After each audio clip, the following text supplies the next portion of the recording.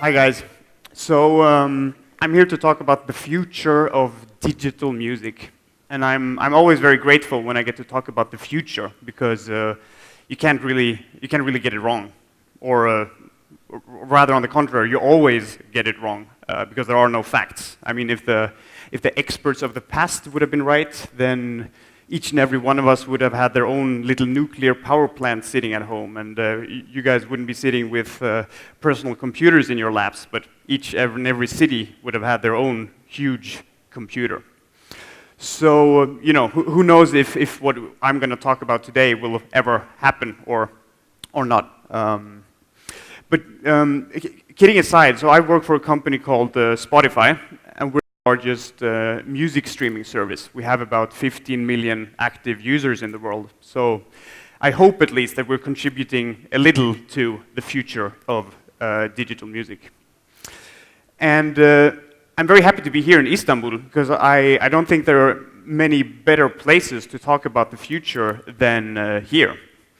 At Spotify, I'm responsible for international expansion, so I travel a lot, see a lot of people, a lot of companies across the world.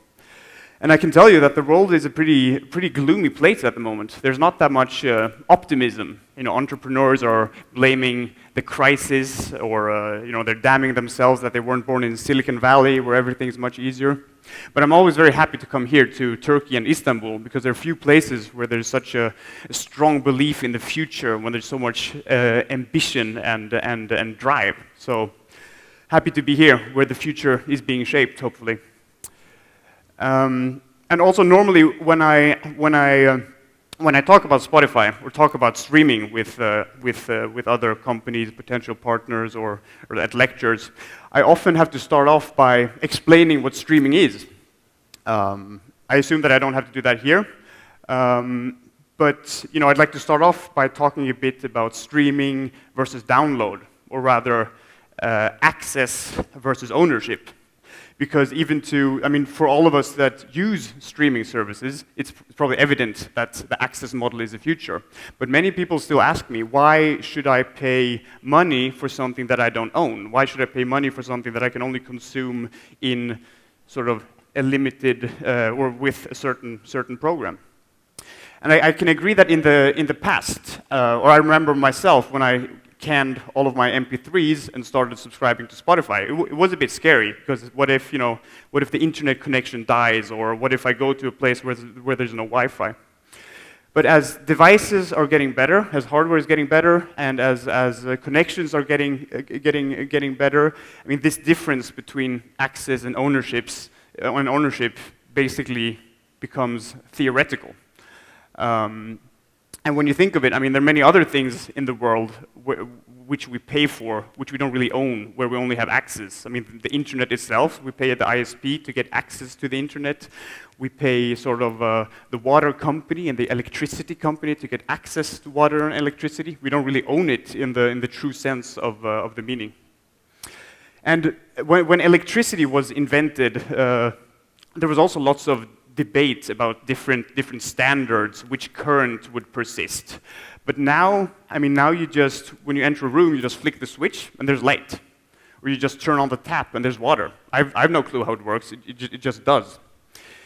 And in 1 year's time, if I would be standing here on the scene again, I don't think I would even have to talk about the difference between access and ownership, streaming and download. I'm pretty sure that I wouldn't call Spotify a streaming service. Because I think in the future, it's just going to be just like with electricity. You know, music is going to be omnipresent, ubiquitous. It's just going to be there when you enter a taxi, a hotel room, whatever, across many different devices.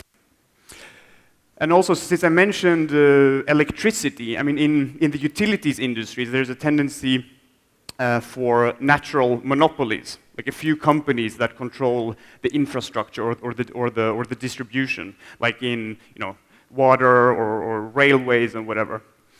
And the internet also has a tendency to create natural monopolies.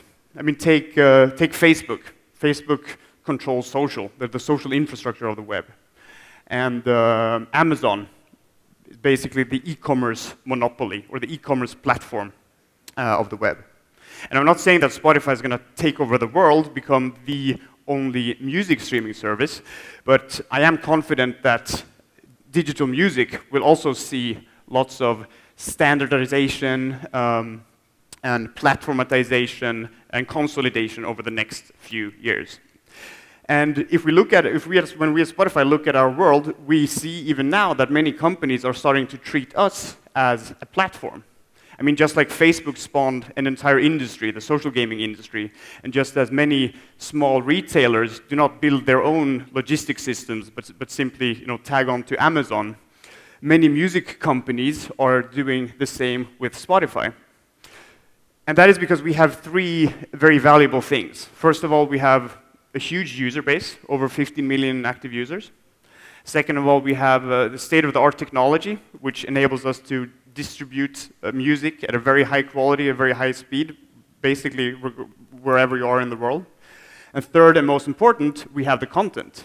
We have the licensing agreements. We have the rights to distribute over 18 million tracks. And those three things are very difficult to obtain in their own right, and together, they're even more difficult. So we're seeing that many companies, instead of, for example, trying to obtain their own licensing agreements, building their own technology, they just tag onto us.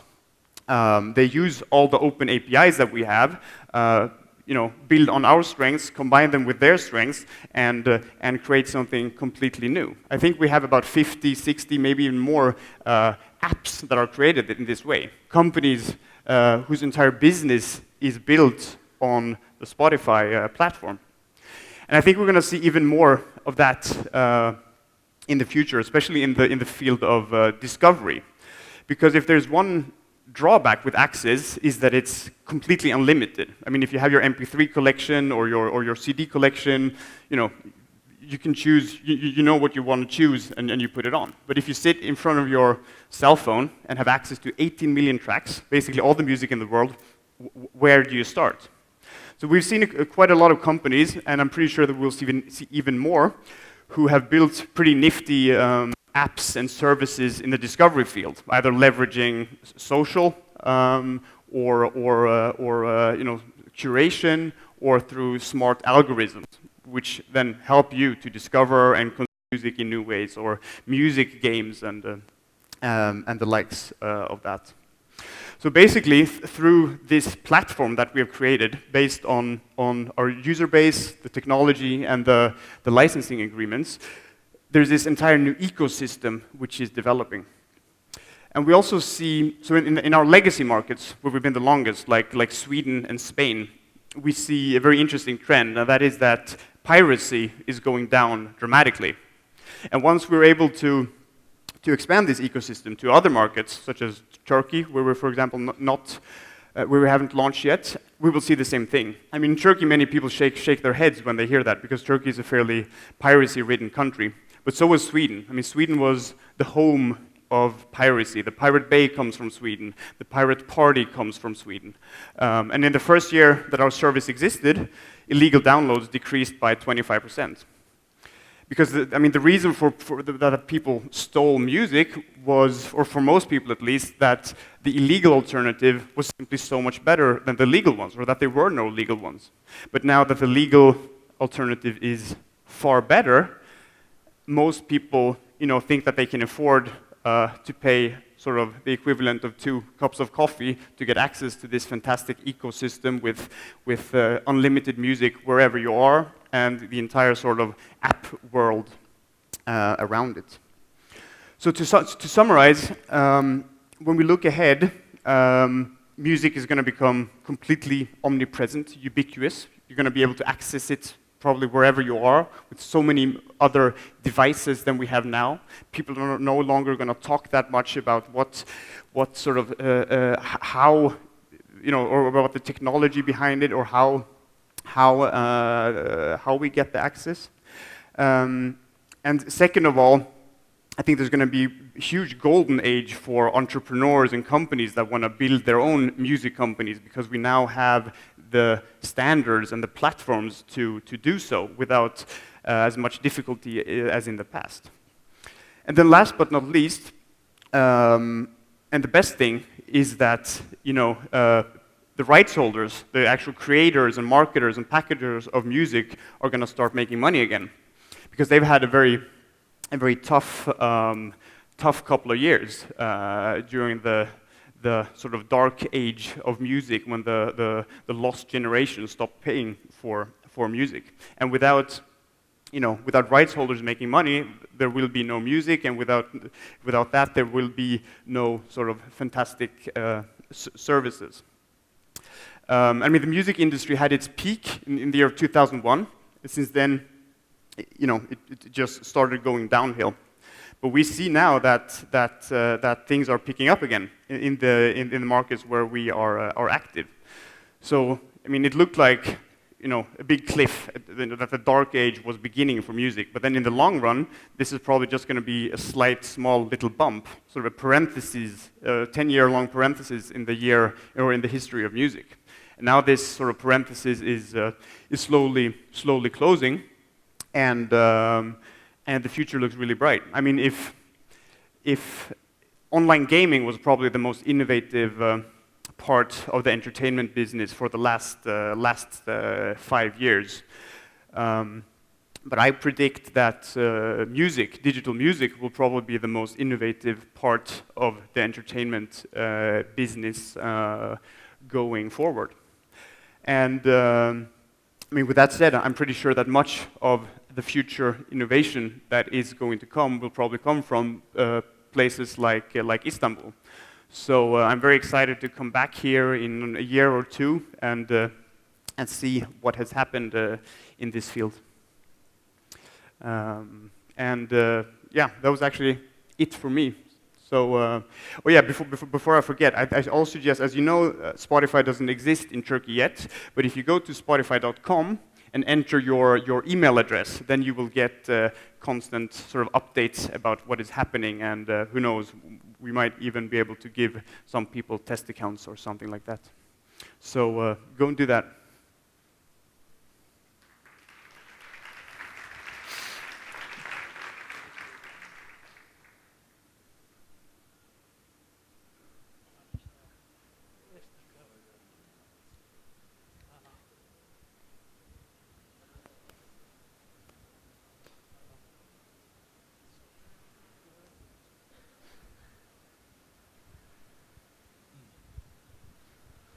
Welcome to Turkey. Barış Ciner, a founder of Sahiplen.com. What Sahiplen do is to protect copyrights using timestamp in Turkey. And I want to ask you, can you compare with license agreements and copyright process in Europe with Turkey? What is the difference? I mean, when we launch in a country, we always want to have a full catalog. You know, we want to represent 90 to even more, you know, % of the music that is being consumed in the country. So we have agreements with all the rights holders when we launch, since we're a legal service, and these agreements are with the labels, the 4 or now, well, 3 major labels, the big indies in each country, and then also with the local collecting society that represents the rights of the artists. And I mean, that process is basically the same in each country because the structure looks the same, but it's always, you know, individual negotiations per country. And that is, I mean, the base of Spotify and why Spotify was invented was to sort of help the industry and help artists make money again. So that is, you know, at the core of why we are doing business.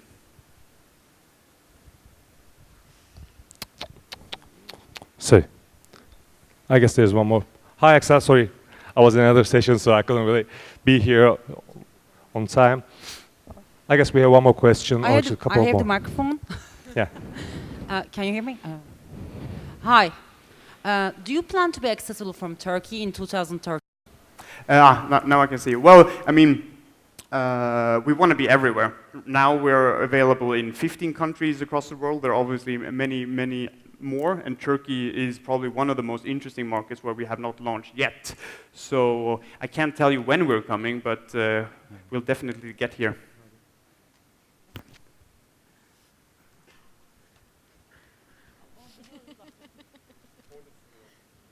Şurada bir soru var arkadaşlar. Mikrofonu ben götüreyim o zaman. Sizi göremediler bir türlü. Hi. Would you say a service like Spotify is actually eating up market share from the downloads business or actually increasing it? That's an interesting question, and we often get asked that. And we actually see that we do increase the download business. We have many, for example,